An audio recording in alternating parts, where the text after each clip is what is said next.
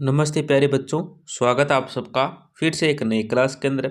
देखो, जो भी साथी बीएसटीसी एग्ज़ाम और सीटी एग्ज़ाम की तैयारी कर रहे हैं तो उनके लिए ये क्लास बहुत ही महत्वपूर्ण साबित होने वाली है। इस क्लास के अंदर हम बहुत ही महत्वपूर्ण 20 प्रश्न देखेंगे जो बीएसटीसी और सीटी एग्ज़ाम के लिए बहुत ही महत्वपूर्ण है। तो ध्यान से देख लेना। क्लास का 1 नंबर प्रश्न है। देखो, कालीबंगा का शाब्दिक अर्थ क्या है?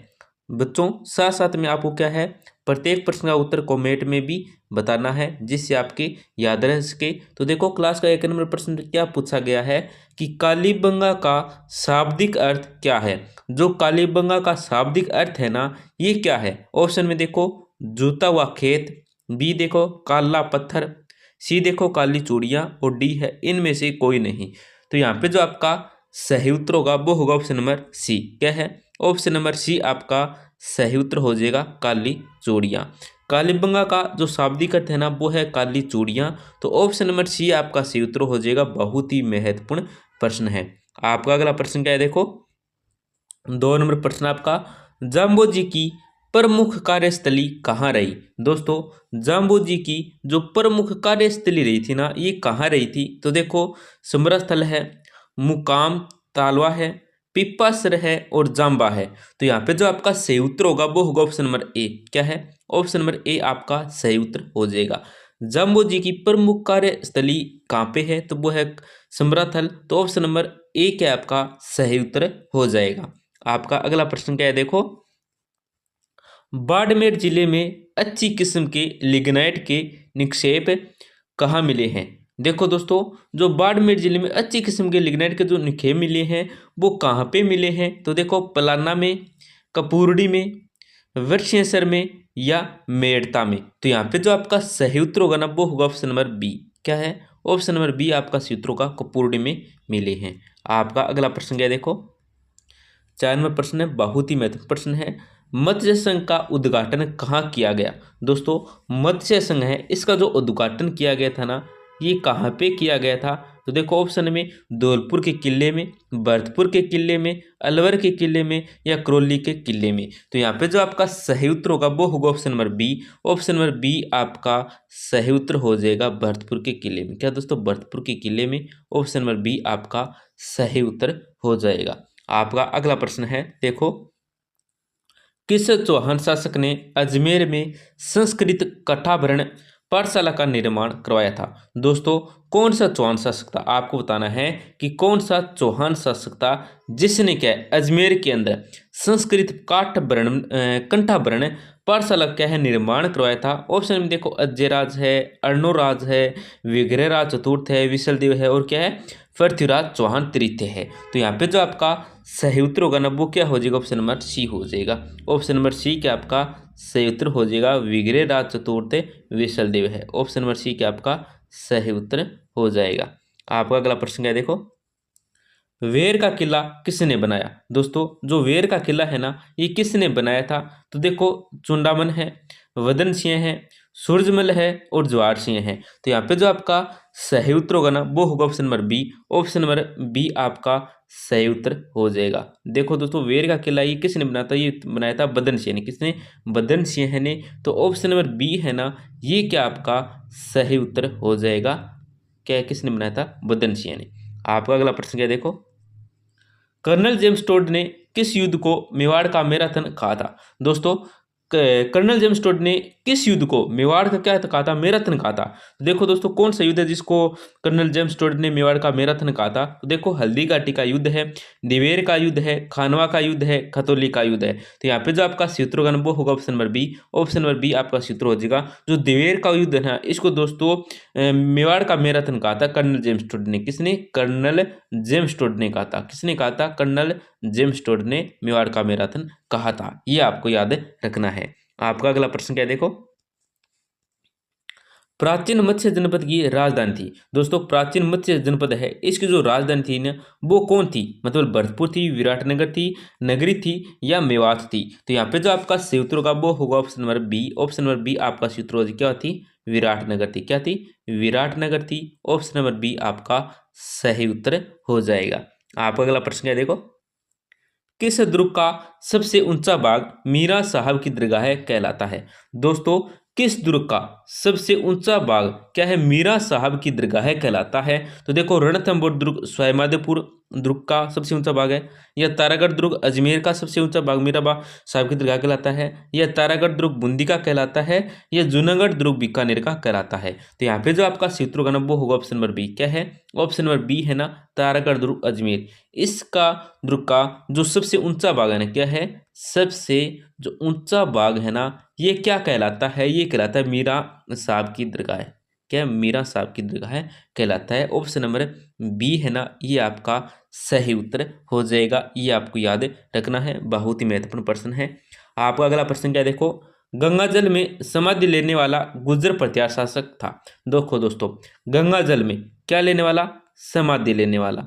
गंगा जल में समाधि लेने वाला जो गुर्जर प्रतिहार शासक है ना, ये कौन था? मतलब वत्सराज था, नागभट्ट प्रथम है, नागभट्ट द्वितीय है, या महिर भोज है? तो यहाँ पे जो आपका सी उत्तर होगा ना वो होगा ऑप्शन नंबर सी हो जाए। क्या है? ऑप्शन नंबर सी आपका सी उत्तर नागभट्ट द्वितीय था। कौन था? नागभट्ट द्वितीय था। ऑप्शन नंबर सी क्या आपका सही उत्तर हो जाएगा।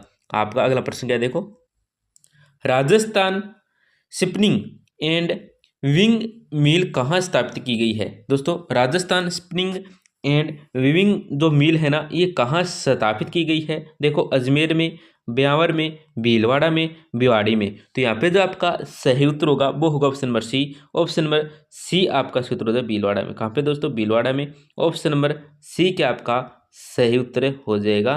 भीलवाड़ा में। कहाँ पे? भीलवाड़ा में। ऑप्शन नंबर सी आपका राइट आंसर हो जाएगा।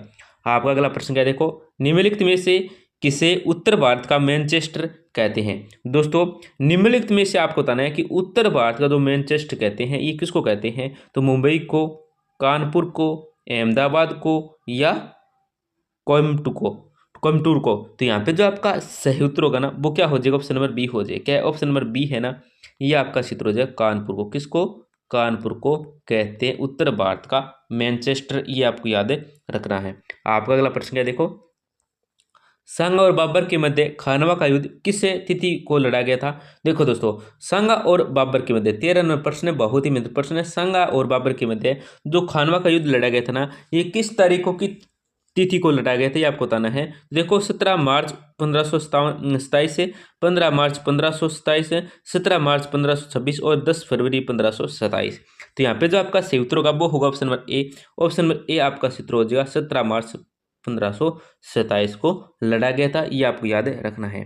आपका अगला प्रश्न क्या देखो, राजस्थान का क्या है? राजस्थान का कौन सा दुर्ग प्रातः काल व सूर्यास्त के समय सूर्य की ललिमा से सोने के समान चमकता है?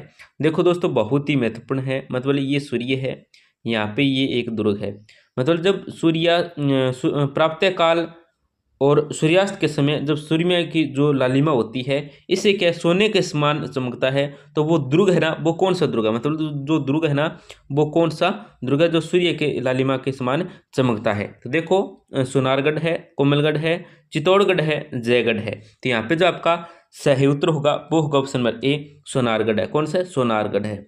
आपका अगला प्रश्न क्या है देखो, राजस्थान में चच्चक की देवी के रूप में कौन प्रसिद्ध है? देखो दोस्तों, राजस्थान में चच्चक की देवी के रूप में जो प्रसिद्ध है ना, ये कौन प्रसिद्ध है? तो देखो, करणी माता है, चामुंडा माता है, शीतला माता है, आई माता है। तो यहाँ पे जो आपका सही उत्तर होगा वो होगा option number C. Option number C आपका सूत्र हो जाएगा। चच्चक की देवी के रूप में जो प्रसिद्ध है वो है शीतला माता। कौन है? शीतला माता है। ऑप्शन नंबर सी आपका सूत्र हो जाएगा शीतला माता। कौन? शीतला माता। आपका अगला प्रश्न है देखो, मारवाड़ रो प्रागनो क्या है? मारवाड़ रो प्रागना रिविगत ग्रंथ के लेखक कौन है जिन्हें राजस्थान का अबुल फजल कहा जाता है? दोस्तों, मारवाड़ रो प्रागना रिविगत ग्रंथ के लेखक कौन है जिसे क्या है राजस्थान का अबुल फजल कहा जाता है? तो देखो, दयालदास है, बांकीदास है, मोहनोत नैणसी है, कविराज श्यामलदास है। तो यहाँ पे जो आपका सूत्र होगा वो होगा ऑप्शन नंबर सी। क्या दोस्तों? ऑप्शन नंबर सी आपका सूत्र हो जाएगा मोहनोत नैणसी। कौन है? मोहनोत नैणसी, जिसे राजस्थान का अव्वल फजल कहा जाता है। और कौन सा ग्रंथ है? तो वो ग्रंथ है कौन सा है? मारवाड़ रो प्रागना रिविगत। आप अगला प्रश्न क्या देखो, प्रत्यार वंश का अंतिम शासक कौन था? दोस्तों, प्रत्यार वंश है जिसका अंतिम शासक था ना, ये कौन था? देखो, यशपाल है, राज्यपाल है, महेंद्रपाल द्वितीय है, महिपाल है। तो यहाँ पे जो आपका सही उत्तर होगा वो होगा option number A. Option number A आपका सही उत्तर हो जाएगा। यशपाल है, कौन है? यशपाल है। ऑप्शन नंबर ए आपका सही उत्तर हो जाएगा। आपका अगला प्रश्न है, देखो 1857 की क्रांति के समय राजपूताना के agent to governor general AGG कौन थे? दोस्तों 1857 की क्रांति के समय, कब? 1857 की क्रांति के समय राजपूताना के agent to governor general AGG कौन थे? तो देखो कैप्टन सावर्स है, मेजर बटन है, जॉर्ज पैट्रिक लॉरेंस है और कर्नल ईडन है। तो यहाँ पे जो आपका सही उत्तर होगा वो होगा option number C. Option number C क्या आपका सही उत्तर? जॉर्ज पैट्रिक लॉरेंस है, कौन है? जॉर्ज पैट्रिक लॉरेंस है। ऑप्शन नंबर सी आपका सही उत्तर हो जाएगा। आपका अगला प्रश्न है, देखो राजस्थान की वह ऊंची इमारत जिसकी तुलना कुतुब मीनार से की जाती है। दोस्तों राजस्थान की वह ऊंची इमारत जिसकी तुलना क्या है? कुतुब मीनार से की जाती है। तो कौन सी इमारत है वो? देखो भीमलाट है, इसरलाट है, विजय स्तंभ है, दिया बुर्ज है। तो यहाँ पे जो आपका सही उत्तर होगा ना दोस्तों वो क्या हो जाएगा? ऑप्शन नंबर सी हो जाएगा। क्या ऑप्शन नंबर सी आपका सही उत्तर हो जाएगा? विजय स्तंभ है। आपका अगला प्रश्न क्या, देखो बहुत ही महत्वपूर्ण प्रश्न है। देखो दोस्तों अंतिम प्रश्न है, हवा महल कहाँ स्थित है? देखो दोस्तों जो हवा महल है ना ये कहाँ पे स्थित है? तो देखो धौलपुर है, भरतपुर है, अजमेर है, जयपुर है। तो यहाँ पे जो आपका सही उत्तर होगा ना वो क्या हो जाएगा? ऑप्शन नंबर डी हो जाएगा। ऑप्शन नंबर डी आपका सही उत्तर हो जाएगा, जयपुर में है। हवा महल है ये कहाँ पे स्थित है? तो ये जयपुर के अंदर स्थित है। ऑप्शन नंबर डी आपका सही उत्तर हो जाएगा। दोस्तों क्लास को जरूर लाइक करें, अपने दोस्तों के साथ जरूर शेयर करें और आप हमें कमेंट के अंदर बता सकते हैं आपको राजस्थान जीके या इंडिया जीके के किस टॉपिक पे क्या है, किस टॉपिक पे महत्वपूर्ण प्रश्न चाहिए या कोई पूरा मतलब लेसन है वो आपको चाहिए। तो आप हमें कमेंट कर सकते हैं, आपको हम करा देंगे। धन्यवाद दोस्तों, मिलते हैं अगली क्लास के अंदर।